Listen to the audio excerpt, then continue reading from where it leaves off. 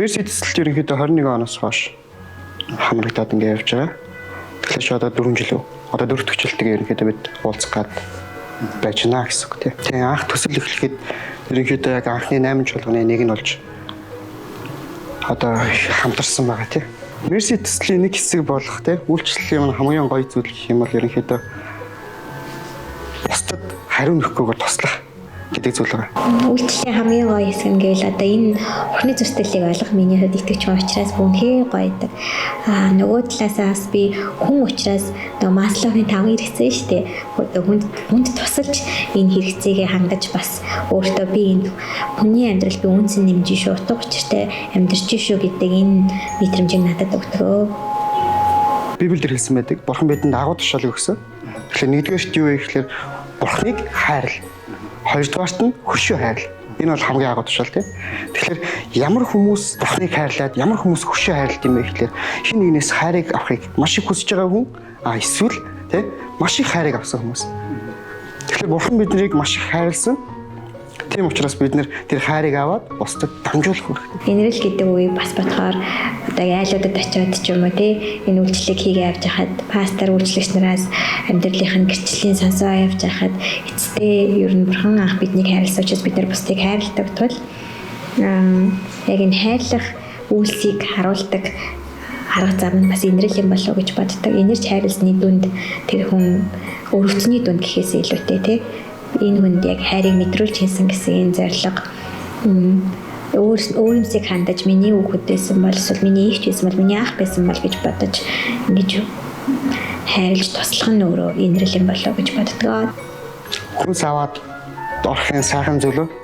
Жишээлбэл Мерседест маань те гурил будаа тоос гэдэг ч юм уу те бусдад яг амьдралд нь шаардлагатай хэрэгцээтэй зүйлс үүдэг. 8 айлынхаа хүнсийг аваад айлуудаар ороод хаалган тогсож явахад надад амар тийм юм сэтгэл дүүрдэг байхгүй яа чи бас байхгүй хэрнээ те бусдын дамжуулсан зүйлийг гүүр болоод ингээд өгж байгаа доо амар тийм талархдаг гэх юм уу.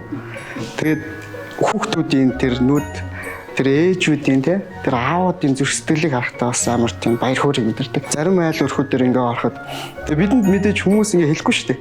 Одоо юу гэдэг хүнд хэцүү байна уу туслах уу яах уу гэд ингээ ярилцах юм бол монгол хүмүүс ихэнх нь юу гэдэг те хэрэггүй л гэдэг би зүгээр байна л гэж хэлдэг.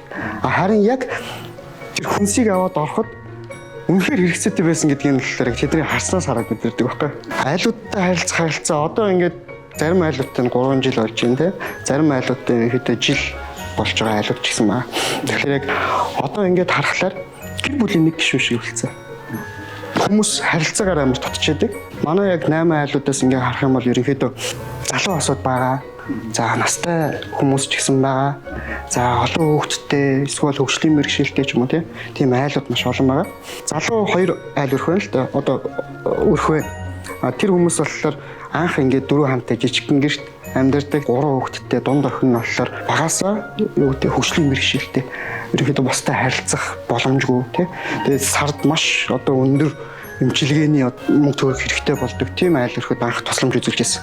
Тэр айлын алсын хараа болохоор ерөнхийдөө бид нартай уулзах үед анх одоо тийм байшингийнхаа суурийг тавилаа. Одоо удахгүй бид хоёр ингээд байшингаа барина. Тэгсэн хэрнээ гэр бүлээс нь нөхөр нь ажил хийдэг. Тэгээ яг ингээд харахаар нөхрийн цалин нөгөө охины эмчилгээнд явдаг. Ерөөсөө ийм л гэр бүл. Манай гэр бүл тавуулаа. Тэгээ манай хүн одоо барилгад ажилладаг. Тэгээд Батгалзий гэдэг. Одоо 40 настай, их чинь гэсэн одоо 40 нас болж байгаа. 3 хүүхэдтэй, дунд хохин маань хөгжлийн бэрхшээлтэй бүтэн асаргаанд итдэг.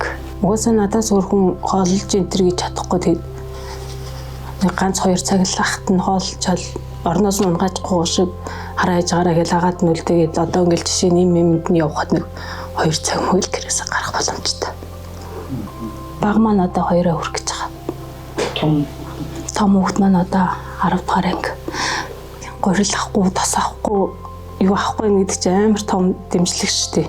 Энэ хүүхэд чинь нөгөө айгуух ингээд тархлаагүй, дороо тархлаа нууждаг, байнга тий өгөн болж өгөл нөгөө нэг тийм амин дэмдэг юм өхийн тулд тийм амар жигэрч юмс идэж чаддгүй тий. Ямар ч гэсэн дээ тэгээд нөгөө нэг уушгийн цэвэрлдэг тийм бүтээгдэхүүнүүд айгуух авч өгдөг байхгүй юу.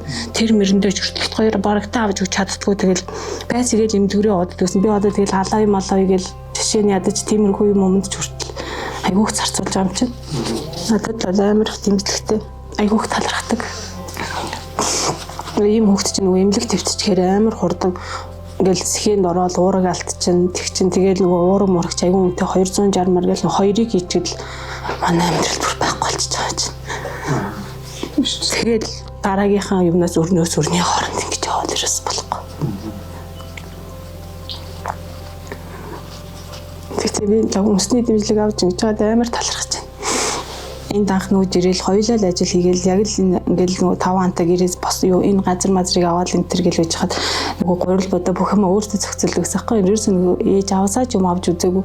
Тэгээд нөгөө нэг чуулганаас ингээл юу өмшний манай хүн бүр гайхаад ингээд зүгээр өөх юм уу гэл болох юм уу гэл амар тэгээд идэвсэн. Тэгээ одоо ингээд 3 жилийн дараа харахад тэр айл хажуудаа байшингаа барьцсан те байшин руу нүүгээд орцсон энэ байдлыг харахтаа ингээд амар их урам авдаг. Архины хэрэглээтэй айлууд мерсер байгаа л да.